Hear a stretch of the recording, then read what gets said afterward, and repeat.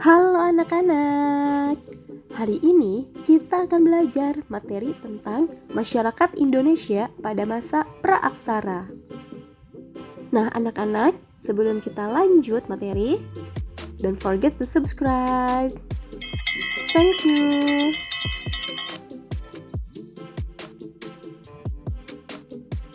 Apakah kalian tahu apakah masa praaksara itu? Masa praaksara disebut juga dengan masa nirleka. Nir artinya tidak ada, leka artinya tulisan. Jadi, masa praaksara adalah zaman ketika manusia belum mengenal aksara atau tulisan. Masa praaksara lebih dikenal banyak orang dengan sebutan zaman prasejarah. Melalui sejarah, seseorang dapat menelusuri dan mengetahui kronologi suatu peristiwa pada masa lalu berdasarkan bukti sejarah yang ada pada saat ini. Kata sejarah berasal dari kata bahasa Arab, yakni syajarotun. Secara harfiah, syajarotun berarti pohon, dan secara kiasan berarti silsilah, riwayat, atau asal-usul. Contohnya, lukisan cadas dan sampah dapur atau yang disebut dengan Kejoken Modinger yang ditemukan di gua-gua prasejarah menunjukkan manusia praaksara memanfaatkan gua sebagai tempat tinggal. Dari sampah dapur atau abris sausroj, kita dapat mengetahui jenis makanan yang dikonsumsi oleh mereka. Nah, anak-anak, dalam arti sempit, sejarah adalah segala sesuatu yang terjadi pada masa lalu. Sebagai sebuah ilmu, sejarah adalah pengetahuan yang tersusun secara sistematis tentang berbagai kejadian atau peristiwa pada masa lalu dalam kehidupan manusia. Sebagai sebuah ilmu, sejarah adalah penyelidikan tentang peristiwa yang terjadi pada masa lalu dalam kehidupan manusia. Manfaat belajar sejarah antara lain ialah dapat mempelajari kehidupan manusia pada masa lampau dari berbagai aspek, misalnya aspek ekonomi, pendidikan, politik, dan sosial budayanya, serta dapat membuat prediksi atas segala sesuatu yang mungkin terjadi pada masa yang akan datang. Masa praaksara di Indonesia ditinjau dari aspek geografis ialah zaman Arkaikum, zaman Paleozoikum, zaman Mesozoikum, dan zaman Neozoikum. Dan berikut ialah kurun waktu serta ciri-ciri kehidupan zaman praaksara. Pahami baik-baik ya.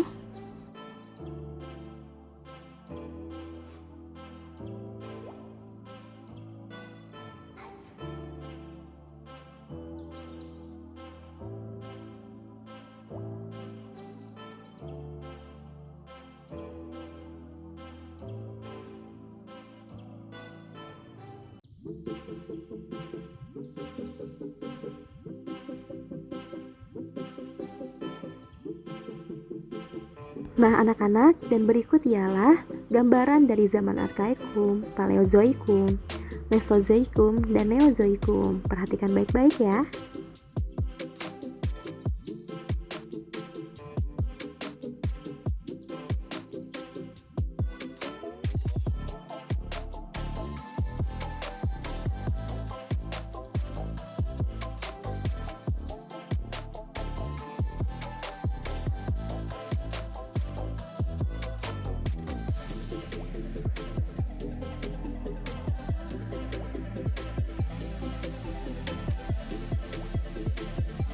Selanjutnya ialah fosil manusia praaksara. Yang pertama adalah fosil Pithecanthropus mojokertensis, yaitu manusia kera dari Mojokerto. Pada tahun 1936 sampai 1941, von Koningswald melakukan penelitian di sepanjang lembah Bengawan Solo. Pada tahun 1936, ia menemukan fosil tengkorak anak-anak di dekat Mojokerto, sehingga ia memberi nama fosil tersebut Pithecanthropus mojokertensis. Para ahli menduga Pithecanthropus mojokertensis adalah jenis manusia purba tertua di Pulau Jawa, diperkirakan hidup sekitar 2,5 hingga 1,4 juta tahun lalu. Yang kedua ialah Meganthropus paleochavanicus. Pada tahun 1941, von Koningswald melakukan penelitian di dekat desa Sangiran, yaitu sebelah utara Surakarta. Di tempat tersebut, ia menemukan fosil berupa tulang rahang yang berukuran lebih besar dan lebih kuat dari tulang rahang Pithecanthropus. Karena fosil temuannya ini memiliki ukuran lebih besar dari jenis Pithecanthropus, yaitu mega yang artinya besar. Manusia purba ini diduga hidup sekitar 2 hingga 1 juta tahun yang lalu.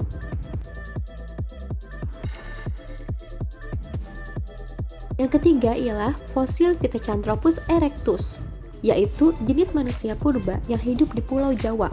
Pithecanthropus erectus diperkirakan hidup sekitar 1,5 juta tahun yang lalu. Fosil ini ditemukan oleh Eugene Du Bois pada tahun 1890 di daerah Trinil, sebelah desa pinggiran Bengawan Solo, tidak jauh dari Ngawi, Madiun, Jawa Timur. Bois menempatkan Pithecanthropus erectus di antara manusia dan kera. Du Bois menamakan fosil temuannya Pithecanthropus erectus karena menurutnya makhluk ini sudah dapat berjalan tegak, yaitu erectus. Du Bois berpendapat jika makhluk ini kera, ia lebih unggul tingkatannya dari jenis kera manapun. Sementara itu, jika ada yang berpendapat bahwa makhluk ini adalah manusia, harus diakui bahwa tingkatannya lebih rendah dari manusia atau Homo sapiens. Yang keempat yaitu Homo solensis. Antara tahun 1931 sampai 1934 ditemukan fosil manusia praaksara di lembah Bengawan Solo, tepatnya di desa Ngandong. Namun, banyak dari fosil-fosil tersebut yang sudah hancur. Fosil yang ditemukan oleh Telhar dan Oppenort kemudian diteliti lebih lanjut oleh von Koenigswald dan Weidenreich. Hasil penelitian ini menunjukkan bahwa fosil tersebut memiliki tingkatan yang lebih tinggi daripada Pithecanthropus erectus. Bahkan, sudah dapat dikatakan mirip manusia. Oleh karena itu, fosil temuan tersebut diberi nama Homo solensis yang berarti manusia dari Solo. Tingkat kehidupan Homo solensis diperkirakan sudah lebih maju. Hal ini terlihat dari peralatan yang digunakan, yaitu dari tulang dan tanduk. Fosil kelima ialah Homo wajakensis. Pada tahun 1889, Eugene Du Bois menemukan fosil manusia praaksara di desa Wajak, dekat Tulung Agung, Jawa Timur. Fosil tersebut kemudian diberi nama Homo wajakensis yang berarti manusia dari Wajak. Homo wajakensis diperkirakan memiliki tingkatan yang jauh lebih tinggi dibandingkan dengan Pithecanthropus erectus. Sama seperti Homo solensis, Homo wajakensis juga sudah menggunakan peralatan yang terbuat dari tulang dan tanduk. Jika dibandingkan dengan tengkorak manusia Indonesia, tengkorak Homo wajakensis sangat berlainan. Tengkorak Homo wajakensis lebih memiliki banyak kesamaan dengan tengkorak penduduk asli benua Australia. Hal itu membuat Homo wajakensis dikategorikan sebagai golongan bangsa Australoid, yang nantinya menjadi nenek moyang penduduk asli benua Australia. Keenam adalah Homo floresiensis. Di Flores, pada bulan September 2003 telah ditemukan fosil-fosil tengkorak dari spesies manusia yang berukuran tidak lebih besar dari anak-anak berusia 5 tahun. Manusia kerdil yang memiliki tengkorak seukuran buah jeruk ini diduga hidup 13.000 tahun yang lalu. Homo floresiensis atau manusia Flores adalah nama yang diberikan oleh Gabungan Peneliti Indonesia dan Australia New England, Australia. Fosil tersebut ditemukan di liang gua dalam bahasa Flores, liang berarti gua. Dari hasil temuan fosil manusia berjenis kelamin perempuan tersebut, diperkirakan ia mempunyai tinggi kira-kira 1 meter saat berdiri tegak dan beratnya tidak lebih 25 kg. Selanjutnya adalah asal-usul nenek moyang bangsa Indonesia. Ada 3 teori yang menjelaskan asal-usul nenek moyang bangsa Indonesia, yaitu teori out of Africa, teori out of Yunan, dan teori Nusantara. Dari ketiga teori ini, teori Yunan adalah teori yang paling populer dan diterima banyak kalangan. Yang pertama ialah teori Afrika. Menurut teori ini, nenek moyang bangsa Indonesia berasal dari Afrika. Sejak tahun 200.000 sebelum Masehi hingga 60.000 sebelum Masehi, manusia mulai menyebar ke seluruh Afrika. Pada tahun 60.000 sebelum Masehi, suhu bumi mulai menurun sehingga menyebabkan terbentuknya es di daerah yang sekarang merupakan Eropa Utara dan Amerika Utara. Terbentuknya es tersebut menyebabkan ketinggian permukaan air menurun sehingga muncul lebih banyak daratan yang memudahkan manusia berpindah. Anak-anak, berikut ialah pergerakan benua. Benua-benua yang ada di permukaan bumi ini tidak statis, melainkan terus bergerak. Namun, gerakannya sangat lambat, sehingga manusia tidak menyadari pergeserannya. Menurut teori apungan benua, awalnya di bumi hanya ada satu benua besar yang disebut Pangea. Pangea dikelilingi oleh samudra Pantalasa. Dalam kurun waktu ratusan juta tahun lalu, Pangea terpecah, namun tidak langsung menjadi seperti saat ini. Terbentuknya bumi seperti yang kita jumpai sekarang terjadi dalam kurun waktu yang sangat lama dan mengalami berbagai tahapan pemisahan yang awalnya dari Pangea tersebut. Yang kedua ialah teori Yunan, menyatakan bahwa nenek moyang bangsa Indonesia berasal dari Yunan, Tiongkok bagian selatan. Kern menyoroti adanya kesamaan bahasa. Menurutnya, bahasa Melayu yang berkembang di Nusantara serumpun dengan bahasa yang ada di Kamboja. Hal ini menunjukkan bahwa penduduk Kamboja kemungkinan berasal dari dataran Yunan dengan menyusuri sungai Mekong. Sementara itu, Geldern menyoroti adanya kemiripan artefak. Kapak tua yang ditemukan di wilayah Nusantara memiliki kemiripan dengan kapak tua yang terdapat di Asia Tengah.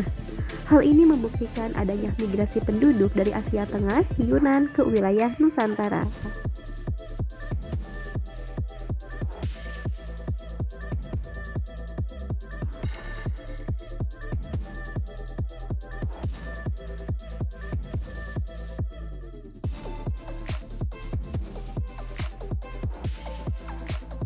Orang Yunan bermigrasi ke wilayah Nusantara dalam 3 gelombang utama, yaitu kedatangan orang Negrito, kedatangan orang Melayu, dan kedatangan orang Detro Melayu.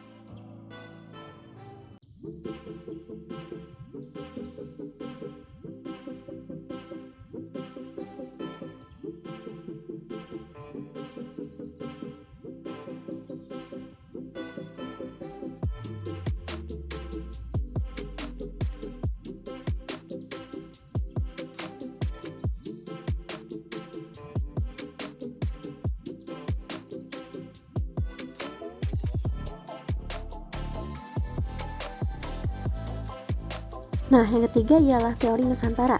Teori Nusantara menyatakan bahwa nenek moyang bangsa Indonesia tidak berasal dari luar, melainkan dari wilayah Nusantara sendiri.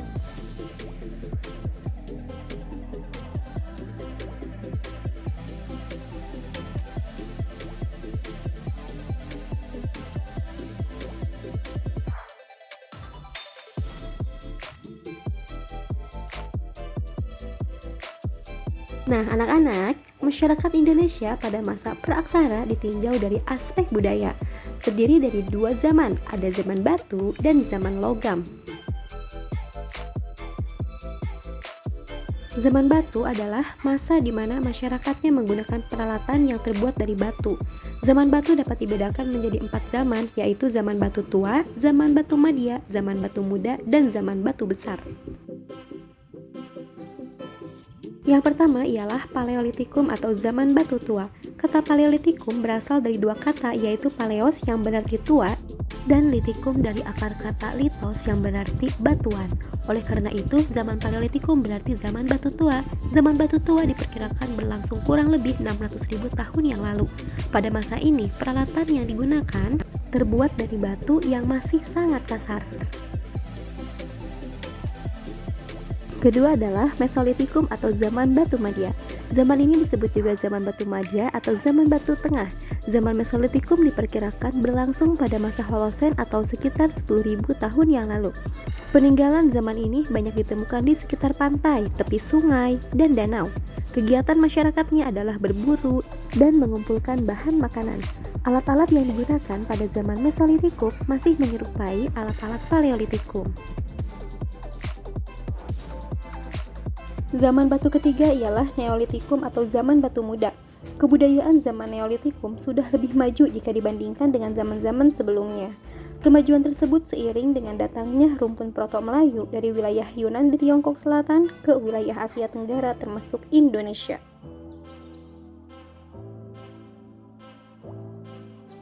Dan keempat ialah Megalitikum atau zaman batu besar. Zaman Megalitikum disebut juga zaman batu besar. Zaman Megalitikum banyak menghasilkan bangunan dari batu besar sebagai sarana pemujaan kepada roh nenek moyang. Batu-batu tersebut tidak dikerjakan secara halus, tetapi hanya diratakan secara kasar untuk memperoleh bentuk yang diperlukan. Kebudayaan megalitikum berlangsung hingga zaman logam. Berikut ialah hasil budaya zaman megalitikum meliputi menhir, punden berundak, dolmen, kubur batu, sarkofagus, waruga, dan arca-arca berukuran kecil.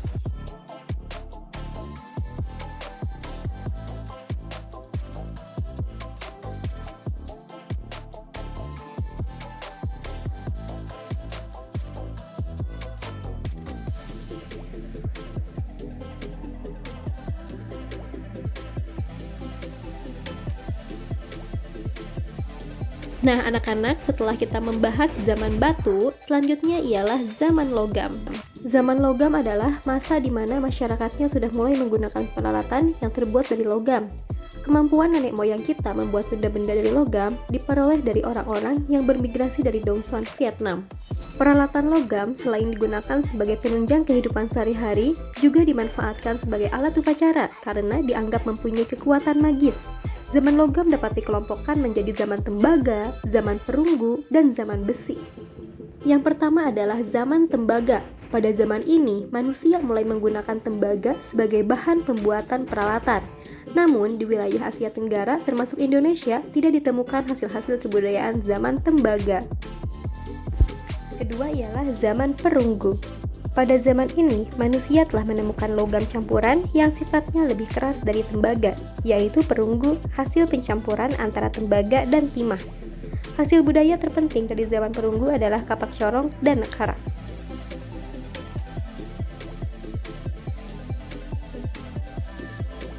Ketiga adalah zaman besi.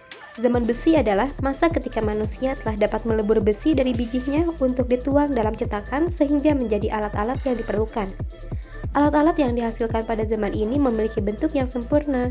Masyarakat pada zaman besi mengenal dua teknik pembuatan peralatan logam, yaitu teknik Shell-Purdue, yaitu teknik cetak uang, dan bivalve, teknik dua setangkup. Langkah-langkah pembuatan benda logam dengan teknik cetak uang adalah sebagai berikut.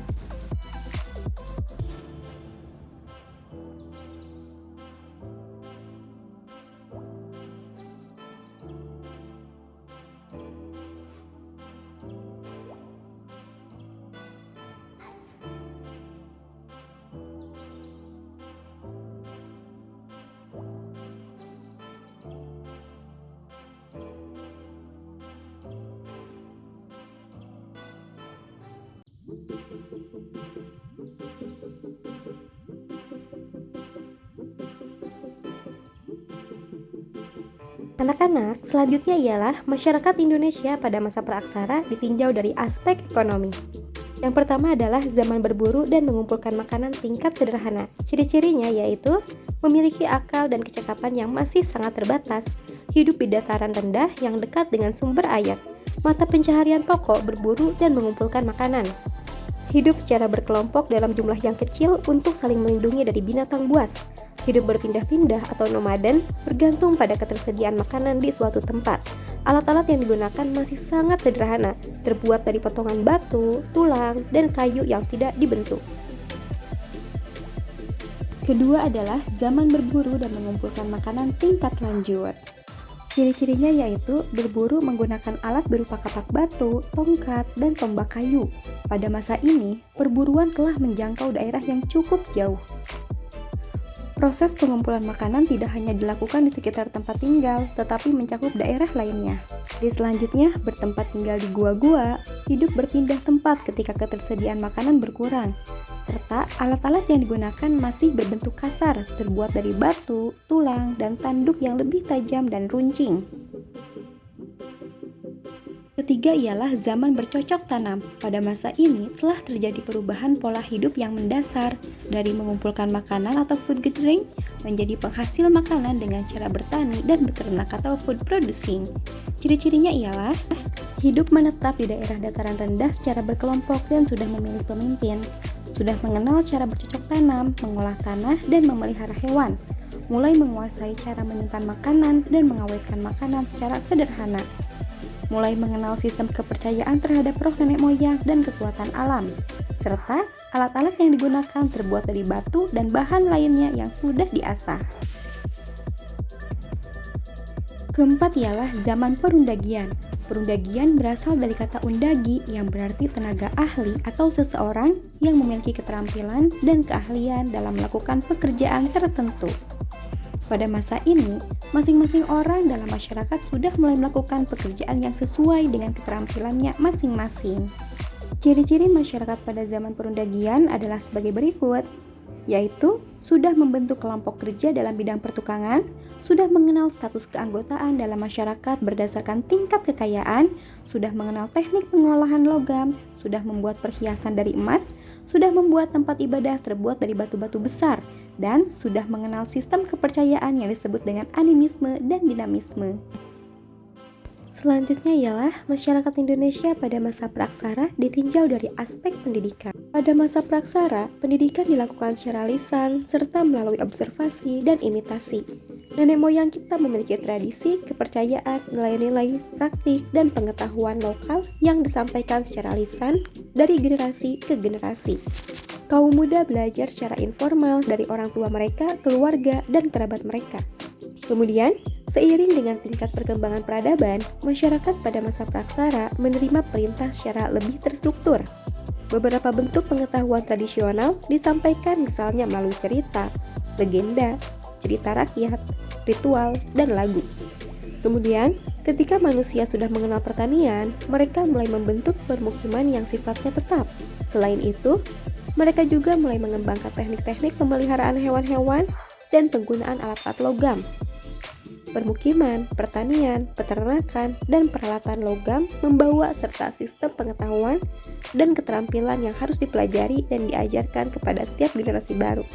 Selanjutnya, ketika peradaban masyarakat menjadi lebih maju atau zaman perundagian, masyarakat mulai menerapkan sistem pembagian kerja di mana masing-masing orang melakukan pekerjaan sesuai dengan keterampilannya masing-masing. Masyarakat mulai menerapkan pengkhususan dalam satu bidang keahlian seperti menjadi pemimpin spiritual rohani, perajin, pedagang, atau tukang. Pada masyarakat seperti ini, pendidikan keterampilan dipelajari dari orang yang berpengalaman atas pekerjaan tertentu. Masyarakat Indonesia pada masa praaksara ditinjau dari aspek politik adalah ketika manusia mulai mengenal pertanian, terjadi perubahan mendasar pada pola kehidupan masyarakatnya. Mereka tidak lagi hidup berpindah-pindah, tetapi menetap dan tinggal di perkampungan kecil yang biasanya terletak di dekat sumber air. Pilihan hidup menetap atau yang disebut dengan sedenter, kemudian memunculkan kesadaran untuk membangun suatu aturan untuk mengatur kehidupan bersama. Hal ini disebabkan masyarakat pertanian pada umumnya memerlukan kesetiakawanan. Gotong royong diperlukan, misalnya dalam hal membuat teknologi sederhana, seperti wadah dari gerabah atau alat-alat pertanian yang lebih kuat dan tahan lama. Kelompok yang mulai menetap ini pada perkembangannya membentuk desa-desa sederhana dengan pertanian sebagai dasar utama perekonomiannya. Dalam struktur desa, selain diperlukan sejumlah aturan untuk mengatur hidup bersama, dibutuhkan juga orang yang bertugas untuk menjamin pelaksanaan aturan-aturan tersebut.